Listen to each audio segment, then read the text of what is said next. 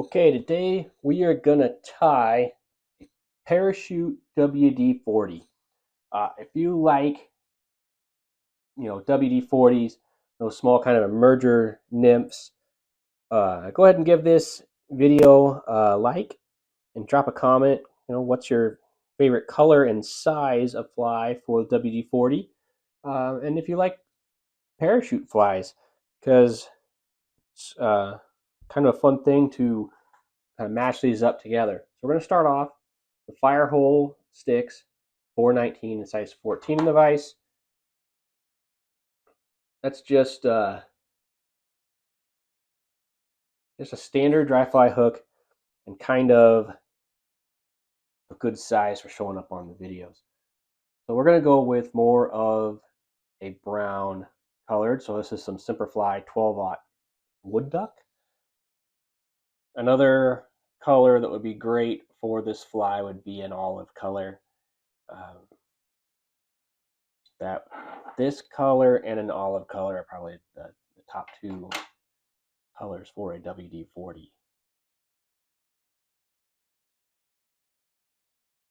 We're just going to get our thread back to the back here. For the tail, we're just going to use some Mallard flank dyed wood duck because I don't have any actual wood duck. So the normal pattern has a pretty healthy clump of wood duck fibers. We're going to kind of keep that up. On a WD-40, I'm not sure if it's necessarily a tail or if it's more of a trailing shuck. So, we'll kind of keep that going with this too. This could be a tail, could be a trailing shuck. But I like it about like that. It's going to be a little bit more of a fuller tail than your typical parachute Adams type of fly.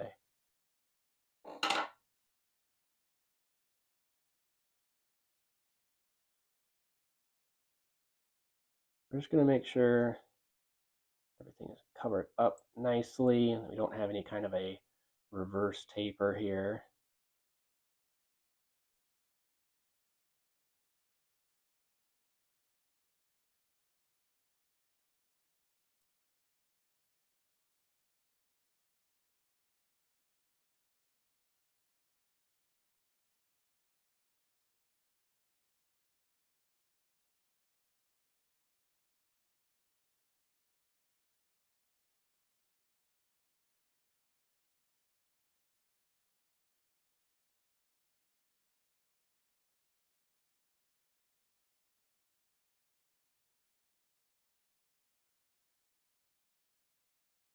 And then flatten this out really good.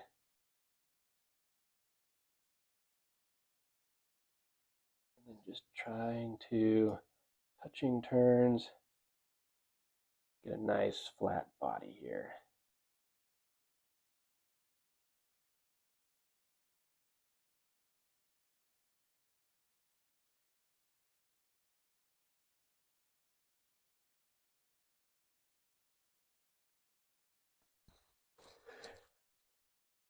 For the post material, I like using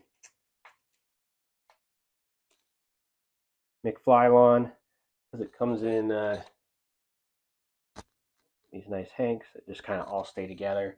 Now, if you're getting to really small sizes, then I would kind of switch over to just more of a carded polypropylene yarn, just because it's easier to split. This stuff, you can split it, it's just not quite as easy to split because it's kind of, let's see here, they kind of weld that material together a little bit. So now we're just going to get our post started. I've seen a lot of different ways to do posts. I would just use your favorite way.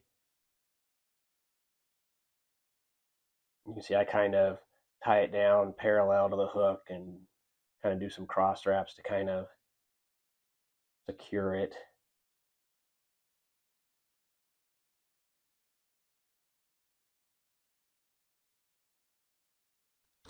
It can be, parachute posts can kind of get away from you a little bit or be difficult to, the further up your post material you get. So,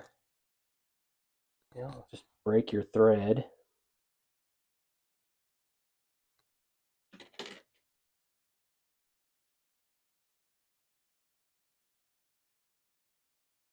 Luckily, with this thread, when you break your thread, it don't really lose your spot or anything.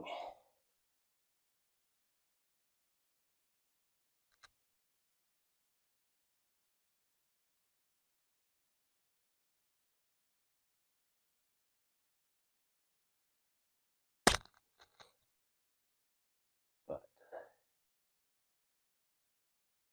we'll make sure that we get tied back in here.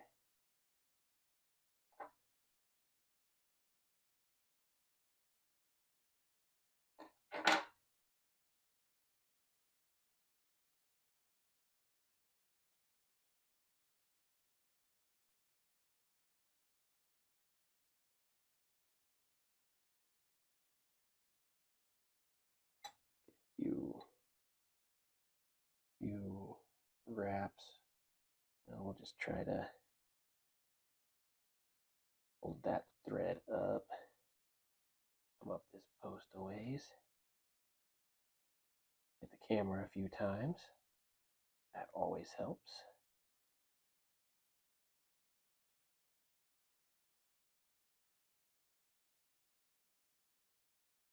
Real quick, trim this out, and then go finish up that post.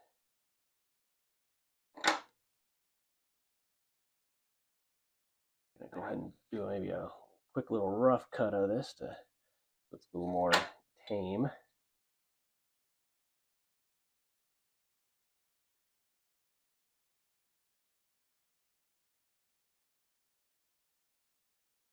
Seems like this post is taking forever, because it is.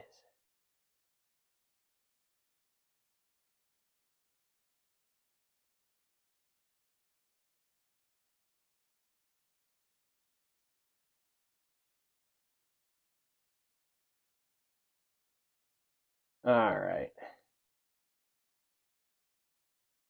We got that post. Fill in this front here with some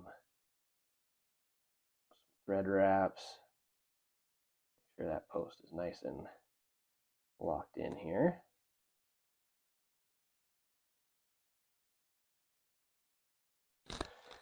Now we want to tie in our hackles. You can kind of do what you want with this fly since it's kind of a variation. Just go with a brown, just go with a Grizzly. I am going to go with, if I can get these there, a brown and a Grizzly.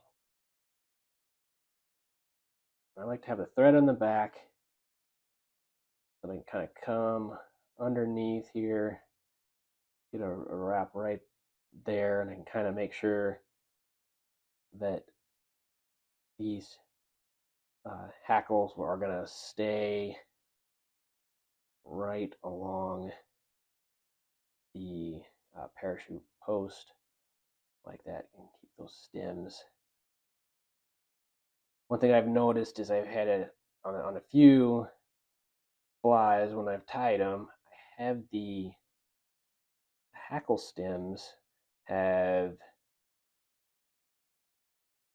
been a little bit curved, and that curvature has made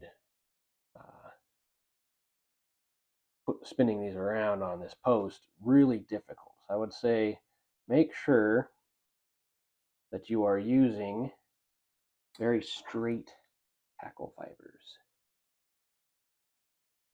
They will just spin up so much easier.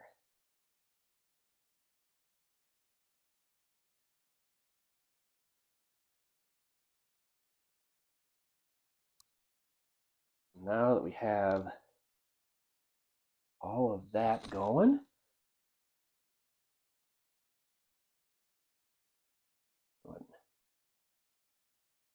raise that camera up a little bit, we can get our dubbing on. I'm going to use some Adams Gray super fine dubbing. When I do a WD-40, I like to use a little bit buggier dubbing if I can get away with it.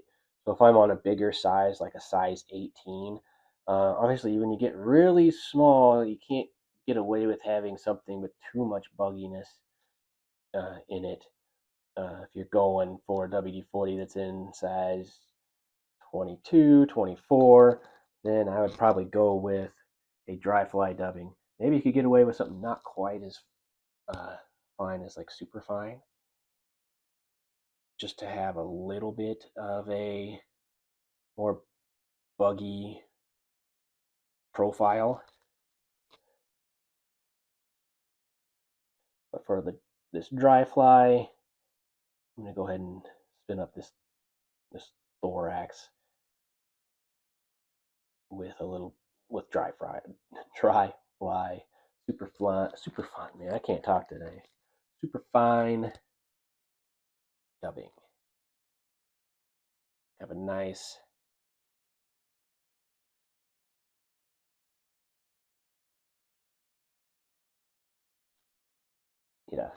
tiny, ever so tiny bit to get back to the back side of this.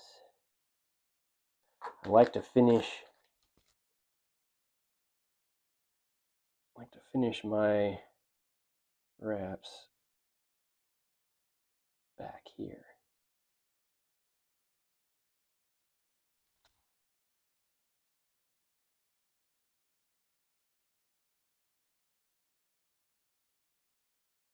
Right there and back, so we have a nice thorax built up. And now, hopefully with these nice straight feathers, these will wrap nicely.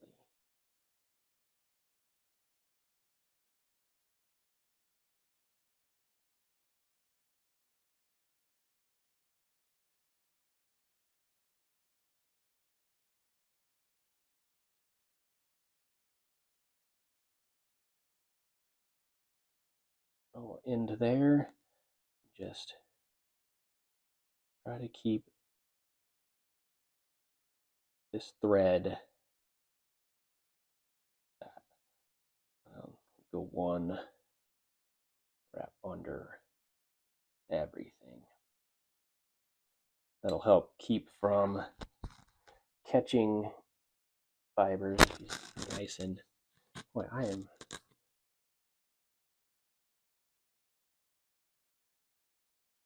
trim those off nice and close. Get this parachute post down to where I like them. And now you can see that parachute, that hackle really wrapped well down that parachute post. And I really made sure that those hackle fibers were as straight as can be. If they were crooked, I'm not going to use them. So, I mean, I would just say too, make sure you get good hackle fibers. Like, they're worth every penny.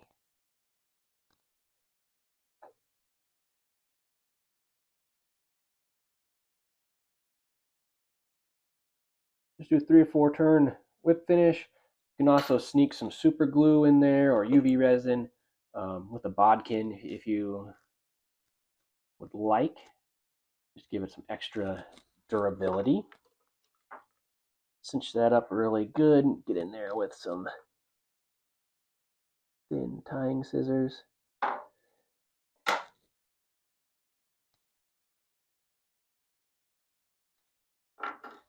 And there you have